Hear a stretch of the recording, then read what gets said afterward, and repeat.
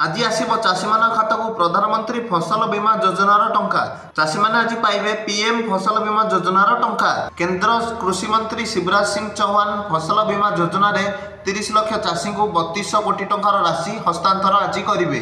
आत्महत्या कथा शुणी अभियोग प्रकोष्ठ में रागिगले मुख्यमंत्री मोहन चरण माझी। अभियोग करने को आसी कहीं कहते बोली से पचारे। अभियोग करने को आसी निश्चिंत शुणाଯିव। अभियोग जदि आपणकर सठिक थो दाबीटी आपणकर ठीक थो ताल आपणकर हक निश्चय मिलिबो। गली कंदीरे आउ बुलबेनी कुकुर सुप्रीम कोर्ट देले बड़ निर्देश।